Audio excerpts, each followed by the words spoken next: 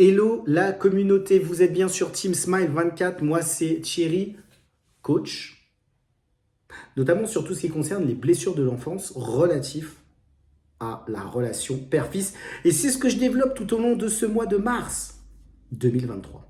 Alors, ce soir, je voulais évoquer un nouveau sujet et ça s'intitule « 3 attitudes à avoir avec un père absent ».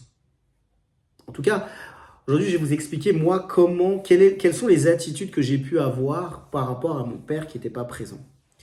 Et c'est ces attitudes-là que je vais vous recommander d'avoir parce que c'est super important dans la relation qu'on peut développer avec son père. La première chose que je voudrais dire, c'est que on a tous un passé. Mon père avait un passé. Et souvent, on a l'habitude de juger la vie ou le passé des autres, et peut-être des fois, encore un peu plus, le passé de notre famille. Moi, mon père a eu un passé, et la première chose que je dirais, c'est que ne pas juger le passé d'un parent, et en l'occurrence ici d'un père. Qui sommes-nous pour juger? Qui sommes-nous pour juger? Il a une vie et c'est la sienne. Quels que soient les impacts que sa vie ancienne a eu sur lui, c'est sa vie.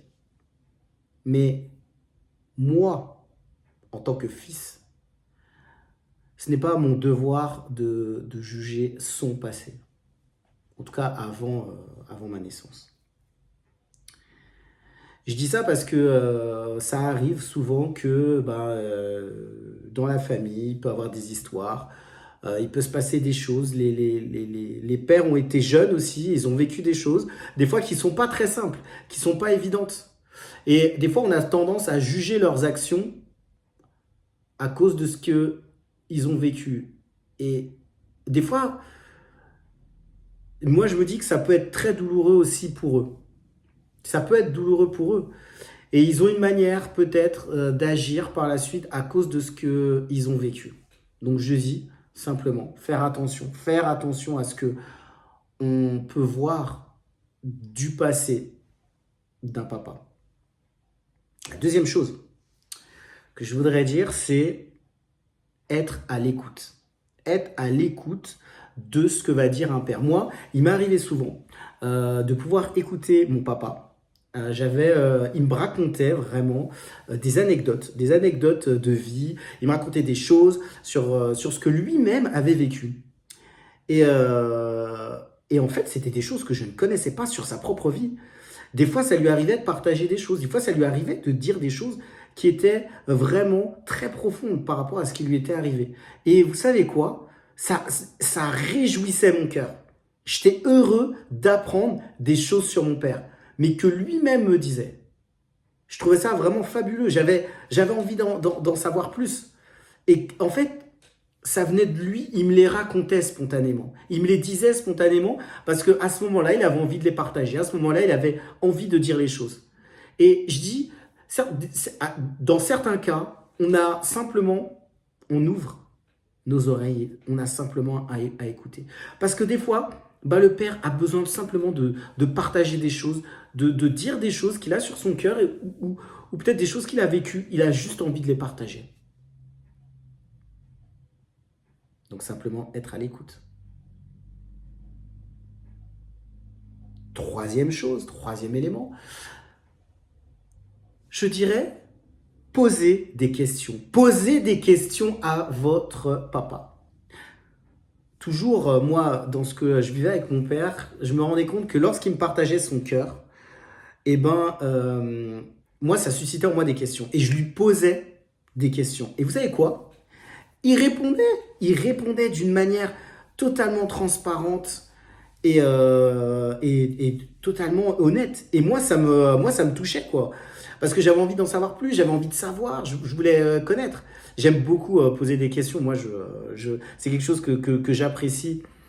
Pas pour mettre mal à l'aise, mais vraiment pour en savoir plus.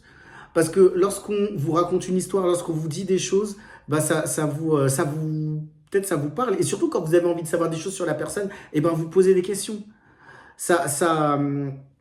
Simplement, j'avais envie d'en savoir plus et j'étais ravi de ce qu'il me communiquait. Et je peux vous dire qu'à des moments, à certains moments, et ben mon père m'a partagé des choses sur lui-même, sur son passé, sur sa vie, des choses qu'il avait vécues. Et ça, c'est arrivé ben, parce que à certains moments, on laissait tomber les défenses. On laissait tomber cette espèce de mur de protection qu'on met toujours les uns en face des autres dans la relation du père et du fils. Et je peux vous dire que ça, c'était fort. Voilà ce que je voulais vous dire aujourd'hui. Je répète, c'est être à l'écoute, ne pas juger et surtout, si vous le pouvez, poser des questions.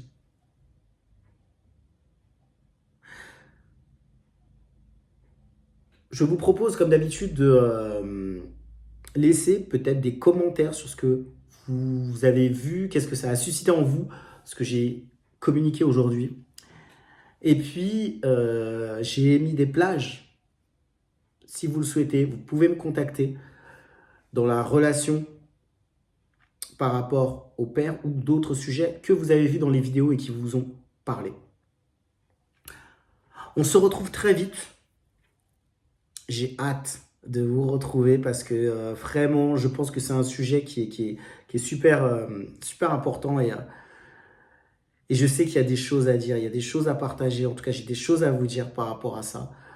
Mettez la petite cloche. Il y a encore des petites sucreries qui arrivent. Et peut-être, et je sais que ça va aider le maximum d'entre vous. On se retrouve très vite sur la chaîne Team Smile 24.